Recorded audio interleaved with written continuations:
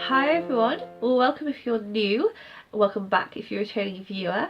If you're new, then you should probably know that my name is Nikki, and on this channel we talk about all things crafty, crochet and knitting predominantly, hence the title Nikki's Yarniverse. If you are coming back to this channel, then thank you for bearing with me. I know it has been a while between episodes recently. I've been really busy and I've also just not been feeling up to recording a lot. So thank you for bearing with me, and I have been taking footage, so hopefully I can make amends with these next few videos. So yes, what have I been busy with? Well, two things predominantly. One is that I've been making lots of baby knitwear for two pregnant friends of mine, and of course I've been visiting them as well. So my previous video, there was quite a few of the things that I had made in that video for you to see, but at the time I hadn't finished everything, and I've got three things to show you in today's video that are probably the items that I'm most proud of, that I think came out the best, and I have some footage to talk through about those. And then the other thing that I have been doing a lot recently has been travelling around the place, finding yarn shops that have been selling hand-dyed yarn. So this has been a bit of a task for me for a while now. I've really wanted to start buying hand-dyed yarn and just play with that and find some favourite dyers. And oh, how long ago was it now? Really quite a while ago now. There was a sort of an event that was kind of a yarn crawl around the UK, and they advertised, if you were a shop owner, you could sign up and your shop would be added to a list and advertised, and there were over 1,000 shops. And I went through them all looking for ones that on their website said that they sold hand-dyed yarn, and making my own little map that was a bit more filtered to vendors of hand-dyed yarn. And any time that we've travelled to see those friends, we've tried to stop in at something that's been en route, or anything that we can physically reach within a day's drive. We've tried to do that. So there's kind of quite a few places I've been to, quite a few things I've bought. But the other really exciting thing that we did was we actually went to the Bakewell Wool Gathering, which is my very first yarn show. So I also spent quite a bit of money there and potentially picked up a new skill. However, those are spoilers for a future video. For now, I'm going to show you what footage I have of the things that I've been making for my friends that I'm really happy with, talk a little bit about those, and yeah, hopefully you like them too, because I'm really happy with the skills I've been able to develop whilst doing those items. So let's get into that. So the first thing that I'm going to talk about is actually a cross stitch. So I don't just crochet and knit, I do other crafty things as well. I sew, I cross stitch, I glass paint, I paint. And in my previous video, I hope I showed that I actually had been sewing some items. Maybe I didn't, because I didn't want to spoil the surprise. I don't know. I'll have to go back and watch that. I hope I showed you, because I didn't take any pictures. But I had found some Winnie the Pooh fabric, and my friend growing up loved Winnie the Pooh, and so I had taken this fabric and turned it into baby bibs and just some little blankets, little comforters and things. But what I was really excited about was the Winnie the Pooh cross stitch that I found. This cross stitch pattern was actually a pattern for greetings cards. So there was an Eeyore get well soon, and then there was a Happy Mother's Day one with I think it was Winnie the Pooh that was actually holding a big bouquet of flowers, and then there was an Easter one, so Tigger carrying a massive egg wrapped in gift wrap. And obviously I don't want to make greetings cards things for my friends, but I thought this is affordable, I get that, and I will just change the pattern so that I can make something that is just more general and just has the characters on it. This was varying degrees of difficult at different times. So I actually the Eeyore picture, I'll put that on screen. That was fairly simple because there wasn't really anything sort of intrusive on Eeyore's sort of body, which meant I had to do any pattern redesigning. So that one was fairly simple, did do that one quite quickly. And then the next one was Winnie the Pooh, and the most of Winnie was actually visible. It was just kind of taking out the flowers, except for the neck on one of the arms, where the leaves and the blooms of the flowers were kind of coming in the way slightly, and that was a bit more tricky, especially because I kind of wanted to get the angle right and sort of the creases in the shirt that might be there right, so I was trying to base it a little bit off the other arm, but obviously I couldn't copy the other arm because it was a different angle. I'm actually kind of happy with how that came out, but bear in mind this is fairly simple. It is just an arm and a sleeve, so the most challenging one I did save until last, and that was Tigger. And Tigger was carrying this massive egg, which meant that the majority of Tigger's body and arm were missing, and his arm is at a really strange angle for trying to do cross stitch, and I think it came out really quite well in the end.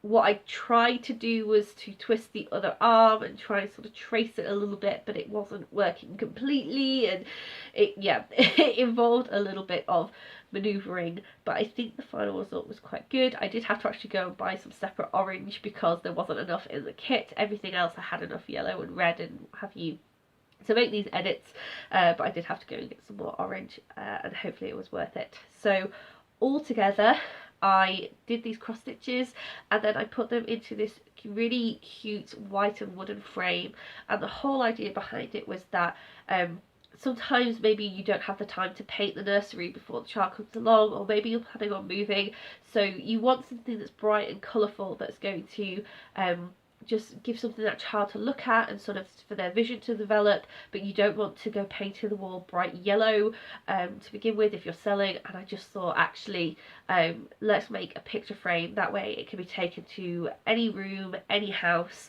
and it's just that really nice little piece of decor and a reminder to my friend as well about her own childhood.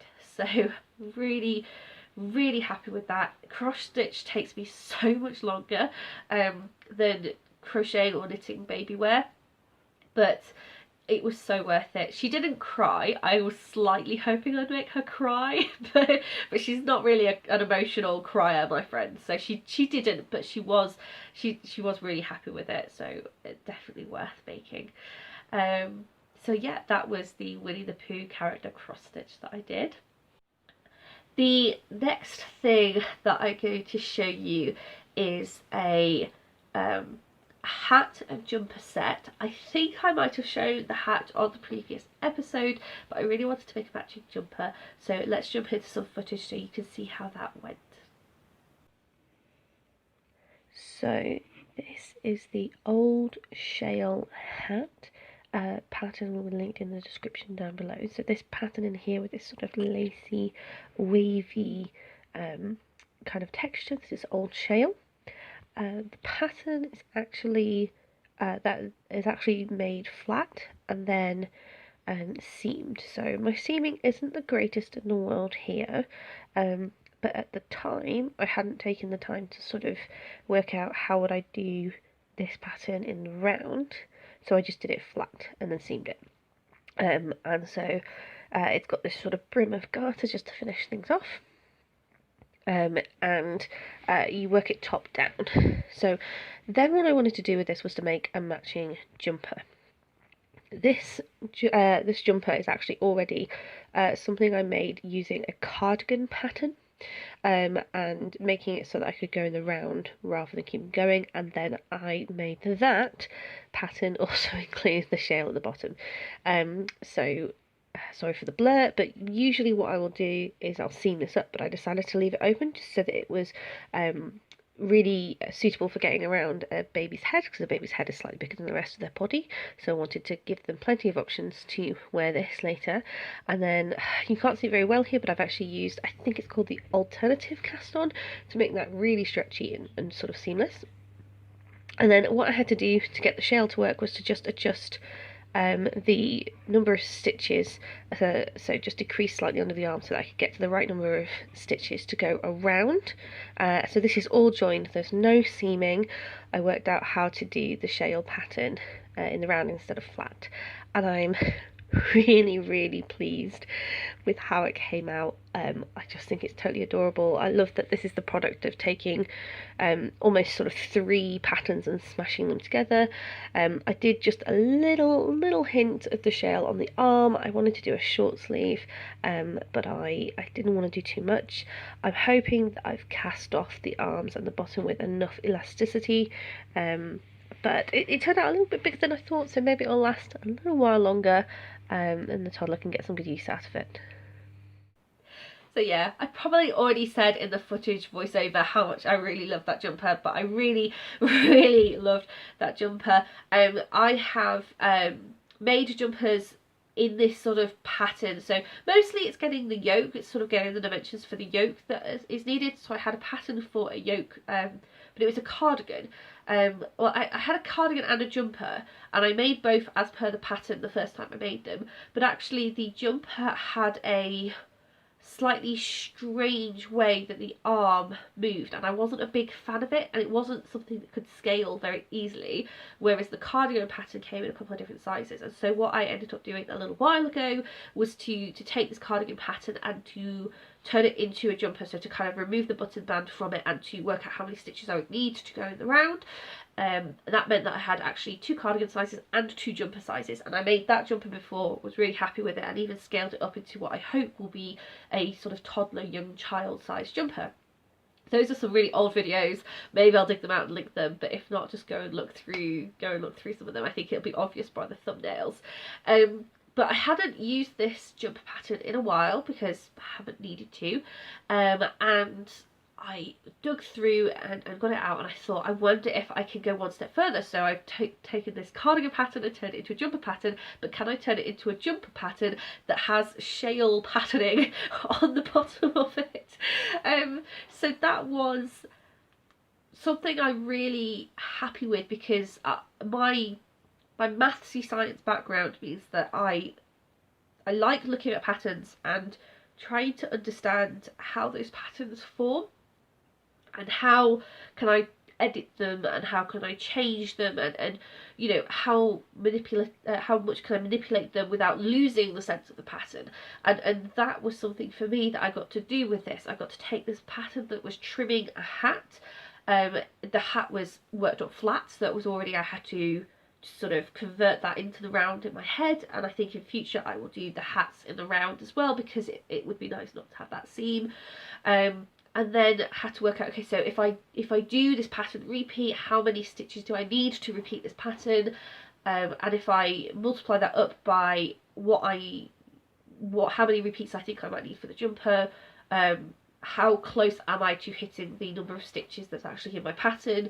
How much am I going to have to edit the tubing of this pattern in order to get to the correct stitch count?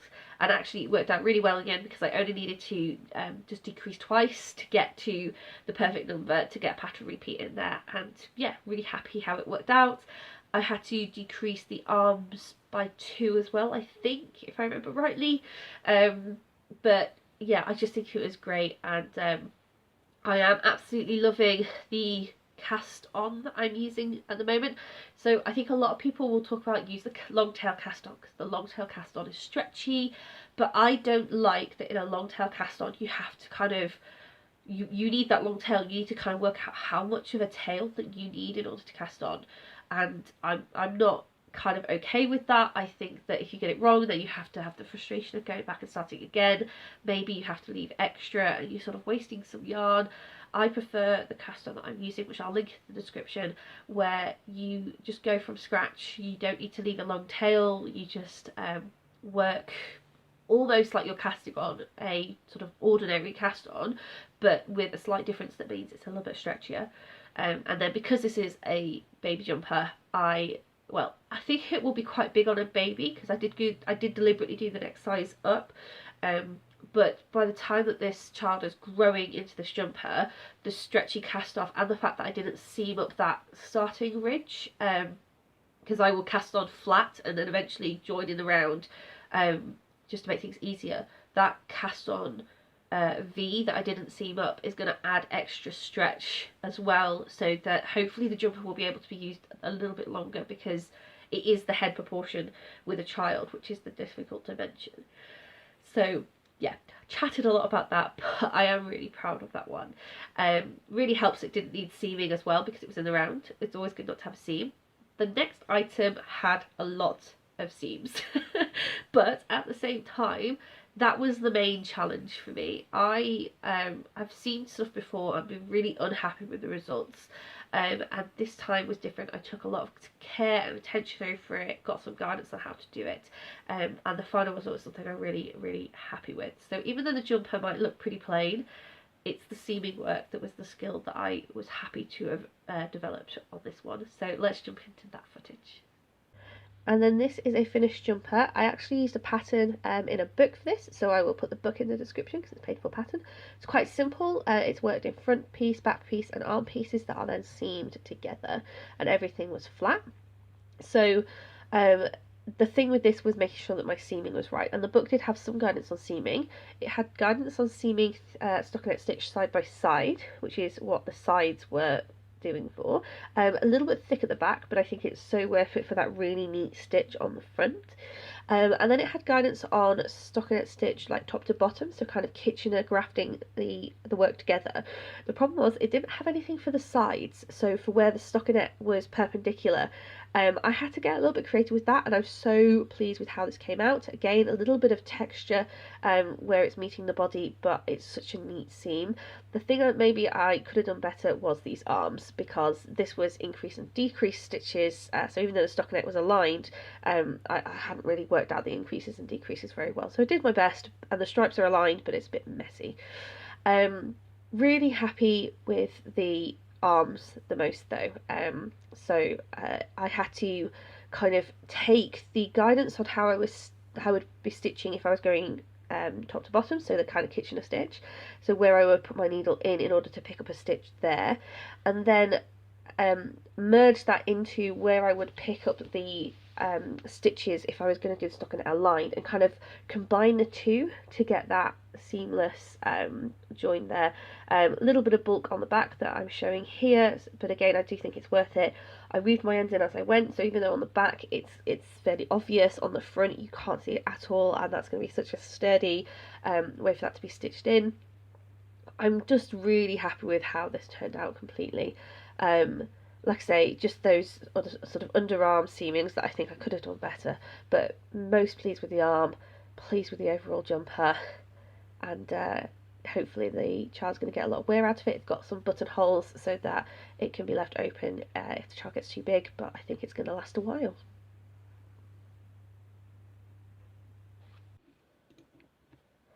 So here is how I stitched the arms to the body of the work. First you've got the arm. You're looking for the cast off that you made, and then you're going to go into the sort of V shape beneath it, as if you were going to Kitchener graft this to another piece of work that was aligned to it. So this is the first half. You sort of treat this direction as a Kitchener graft.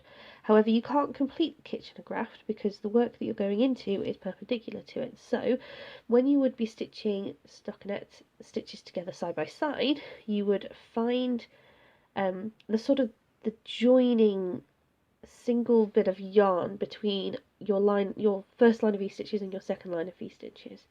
So let's go just through that again.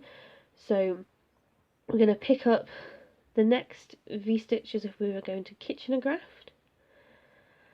And then it helps to know on your body of your work what V-stitch line you want to end up with. And then you are seaming into the gap between the two V-stitch lines. So the V-stitch line that we're actually going to be hiding behind the work isn't very neat because it's just the edge of the work. It's where we've turned our work, and it's not a full V-stitch line. But the next V-stitch line along is what we kind of want to be on display because that'd be nice and neat. However, we still have a piece of yarn that goes across it. The piece of yarn that you would go into if you were going to make a stitch, for example. If you were going to do a make one stitch in your knitting, you would pick that up and work it. Instead, when we're seaming, we're just going under that with our yarn. And then when we've done that for a little while, we want to get maybe an inch or so of work, we have to make sure we go back and tighten it. So all we need to do is just one by one pull those tight enough so that you still have a little bit of give in the stitch. You want the stitch to be sort of a similar gauge, similar tightness to the way that you've worked the yarn in the arm. So what this is going to look like when you pull these tight, it's almost as if you have been able to knit into the body somehow. So if you pull it too tight, it's going to be really obvious, but if you leave it too loose, it's going to be really obvious. You want to be aiming for it to be a similar gauge to the work that you knit when you were doing the arm. And that's all you need to do. So yes, sorry about the slightly rambly voiceover. As it happened when I was taking footage of that jumper, I was not careful at all about doing it in a structured way. I was just showing every seam in a really random order. But as you can see in the video, there were 3 different types of seam that I had to, well, 4 different types of seam I had to contend with. One I wasn't really counting because it was just kind of seaming the tops of the jumper. The tops of the jumper had a little garterage on them. I didn't do anything particularly special there. It wasn't super visible. I just did something in a way that meant that it would be secure, but also not too intrusive.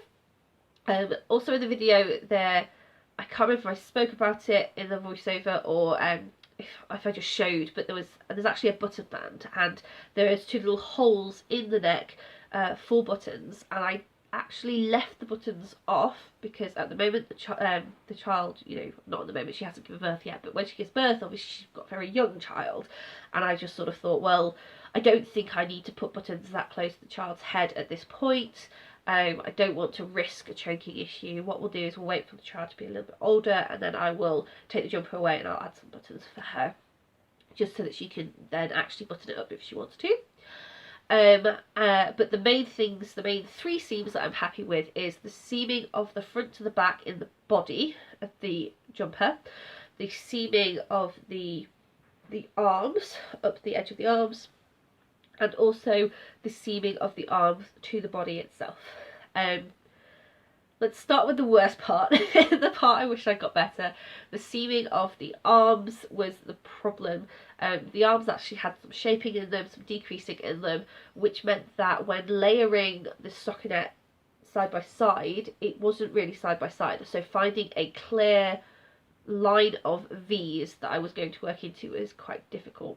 Hopefully you could see in the video when I was showing the seaming of the front of the body to the back of the body, that lining up 2 stockinette pieces side by side, there is a way to seam that, that will go, you take the V closest to the edge, which is complete. So what that ends up meaning is that your sort of turning stitch is where it's not properly formed into a V.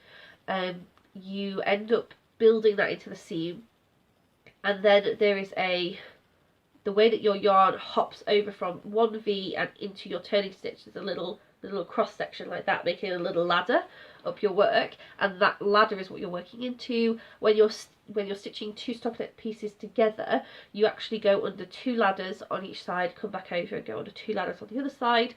And the biggest faff for me was that because I was using stripes, if I was even one rung of that ladder off in aligning them, the stripes started to pull away from each other, which was really obvious and not what I wanted. And so actually that gave me, I guess in some ways that was good, because it meant that I was very quickly aware if my work was misaligned, so I could correct it. But it had the added challenge of I had to actually unpick it and redo that quite a few times. But it worked out really, really well, and I'm really happy with that. Far happier with that than the arms. The arms, I was able to keep the stripes aligned, but not in the neatest way. Wasn't super happy with it. So that's maybe the thing I need to work on in future, is how I would stitch decreasing and increasing stockinette stitches together when they're aligned. But I was really happy with how the front and the back body came together, and I was able to stitch that up. The the book that I got that from actually did have that guidance. It had a guidance on how to do the stockinette side by side and how to do the stockinette on top of each other. But it didn't have the guidance for how to put the arm onto the body.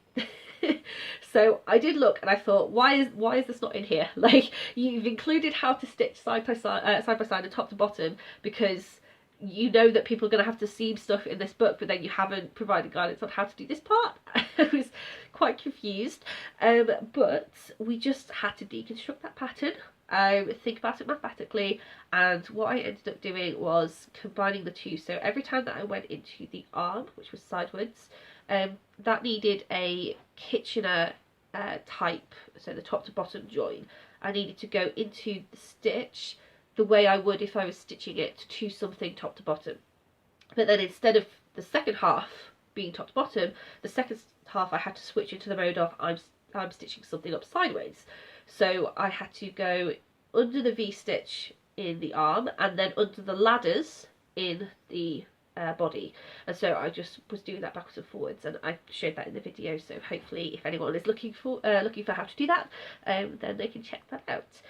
But that, because I had to work that out as well, I was really happy with that. I'm really happy with how that came out and the fact that it worked and getting it lined up. I used quite a lot more stitch markers in the sleeves because I did want it to be lined up all the way around before I even started work with the thread. So yeah, again, rambling a lot about it. I spoke in the voiceover, but I was really happy with how that came out. So those were the 3 items that I wasn't able to show you in person because they have been gifted, because they weren't finished during my last video.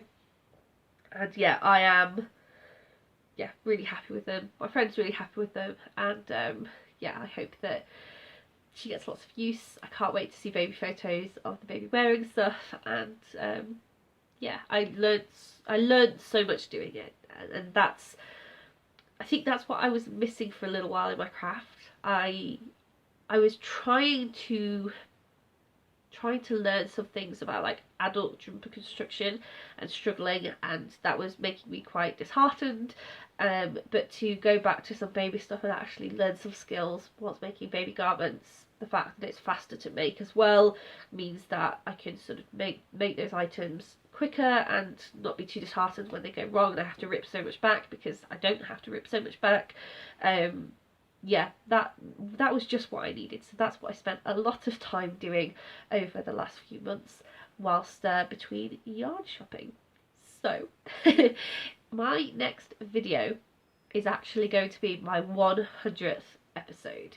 Not my 100th video, because I've done like little extra sodes or I've done shorts, but it's going to be my 100th podcast video. I'm really excited, and what better way to celebrate 100 episodes than with a proper good yarn haul. This is going to be hand dyed. We're going to be showing the Bakewell Yarn Festival and all the things that I got from there, including a new skill. So I can't wait to film that for you. Really excited. I hope that you can't wait to watch it. If you went to Bakewell's Yarn Festival, or you've been to any yarn show across the UK or in the US, I know that there have been some festivals recently in the US, then please let me know in the comments. It'd be great to find out, particularly for me, about ones in the UK, because I feel like I hear about them because someone has podcasted a week later and then I have to wait a year, and then I miss it again. So I'm just trying to build up a little list of things that of yarn shows that I could potentially go to, and whether people have enjoyed them and whether they like the vendors that have been there. So yeah, if you've got any recommendations, please leave them below, and if you want to chat just generally about yarn shows anywhere in the world, then also please do leave those comments.